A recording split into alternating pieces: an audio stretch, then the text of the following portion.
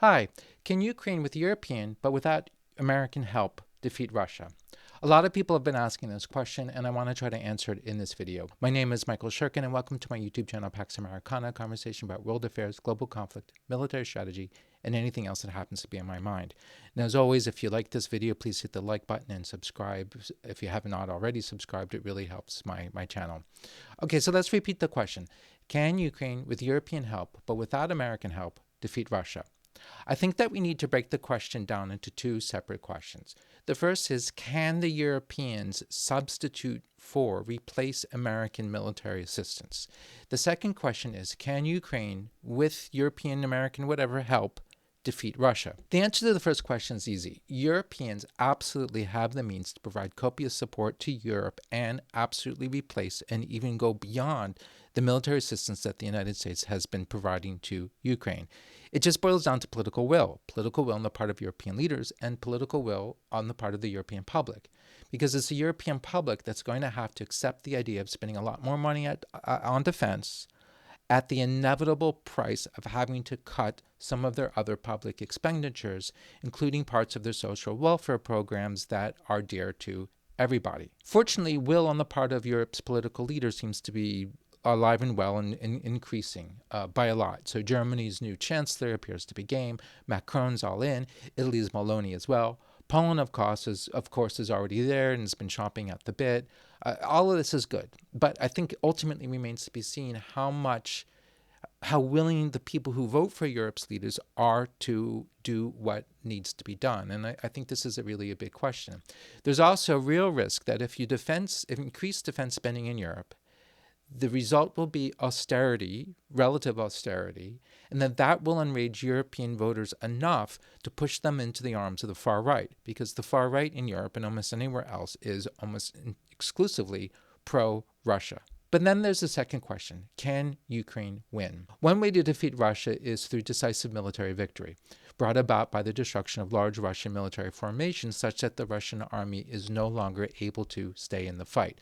Think of what the Germans did to the Poles in Holland and to France in 1939 and 1940. This is possible, although some might argue that it's dangerous, and because it might increase the possibility or the probability that Putin might resort to nuclear weapons. I think this is precisely why Biden preferred relatively incremental military support.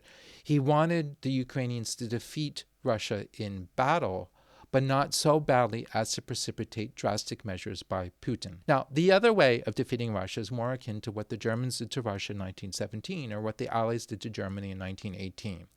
In neither case did one side decisively defeat the other. The idea, though, is to push hard enough so that the cracks become greater, become so great that Russian leaders calculate that capitulation now, even at the price of painful concessions, is a better option than continuing the fight. So let's talk about these historical examples. Russia walked away from World War I not just because it was cracking, but because, in fact, it had already cracked. Russia's government had fallen to revolution, the country was falling into civil war, and all this undermined very badly the ability of the Russian military to continue fighting, even if it wanted to. So for Russia's changing leadership, it was very clear that staying in the fight was no longer an option, or a good option, perhaps I should say, either because it could not stay in the fight or because it appeared contrary to Russia's interests or the interests of the politics, the regime, the society, etc. I think it's important to note, though, that part of what made this calculus possible was the fact that the war, World War I, was not for Russia an existential war. Germany did not aspire to destroy the Russian nation, hurt it, sure, cut off bits of it, sure, undermine the imperial regime. From what I know, as far as I know, that was never actually an objective of Germany. Rather, they might have seen it as a means to an end.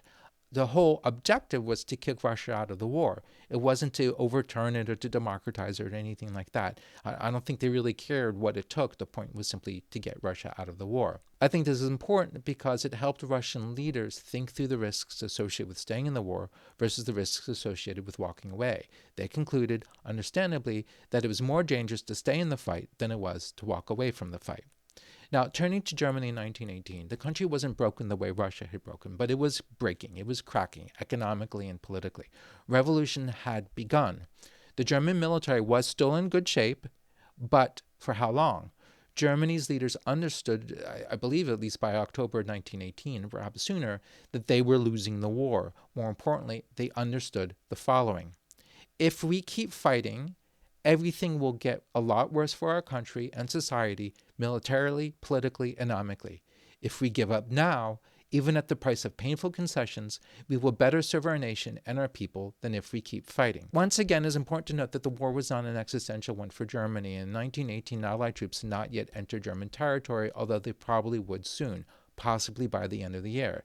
As far as I know, the Allies never aspired to destroy Germany or even to break up Germany, which had only been unified, a few decades earlier in 1870. Hurt it, sure. Weaken it, of course. Take away some of its territory, sure, but not destroy it. The Allies, Wilson in particular, wanted to democratize Germany, and I think Wilson wanted Kaiser Wilhelm to abdicate as a condition for peace. But this is different from seeking the breakup of the nation or seeking Germany's disappearance as a sovereign state. That was never really in question.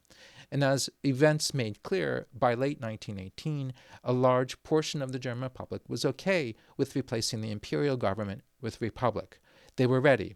I believe a large number of Germans were more afraid of what might happen if they opposed the coming of the republic than they were of a change of government.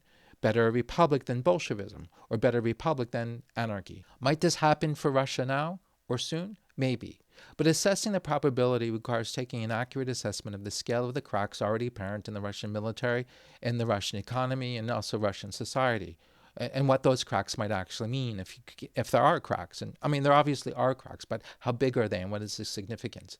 Most agree that the Russian military is in terrible shape right now. Also, most agree that the economy is in terrible shape and isn't showing real signs of cracking, although it's not clear how badly or if it's enough. Also, what about Russian public support? That's very difficult to gauge. I am not a Russia expert, but I have seen no evidence that Russia is on the brink of a revolution. The Russian military is absolutely in bad shape, but it might be able to keep up the fight for some time for the foreseeable future. Russia's economy, yeah, it's terrible. Is it intolerable for the Russian people? It's not clear. Trump argues that, no, Russia's not failing and that Ukrainians should quit now. I don't really buy it. For one thing, Trump seems intent on imposing on Ukraine a peace that serves Russia's interests, but not Ukraine's or anybody else's. Worse, I don't think that Trump really wants Russia to lose. I think he's on Russia's side. So he doesn't want Ukraine to be able to put more pressure on the Russians such that the cracks grow and place Putin's government in jeopardy. He doesn't want Ukraine to have a stronger hand in negotiations. On the contrary, he wants to relieve the pressure on Russia militarily and economically, hence the talk of lifting sanctions. At the very least, it is in Ukraine and Europe's interest to make those cracks larger, so that when an armistice is signed, and there will be one sooner or later, it will be more to Ukraine's interest and more to Europe's interest than what I believe Trump wants to impose. I also believe that the effort to ramp up European help for Ukraine will greatly enhance Europe's future deterrence capability. Money spent on European defense now to help to help Ukraine will strengthen European defense moving forward.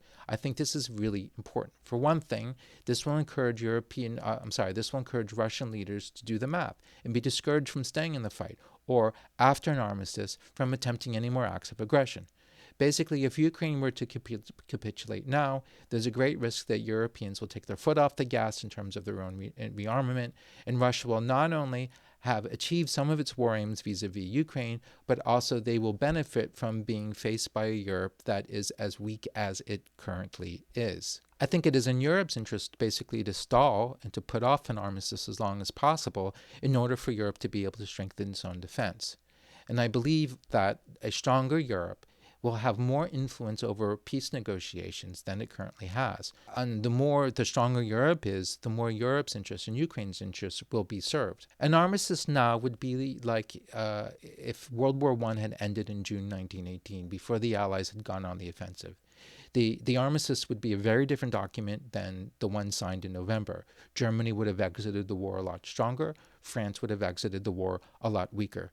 Nobody's interest ultimately would have been served by that. So long as Ukrainians themselves are still determined to fight on, I strongly believe it is in Europe's interest to help them as much as possible. Let's all get Russia to where Germany was in November 1918, which I believe is a realistic objective. It might also be possible to defeat Russia more decisively than is the case now.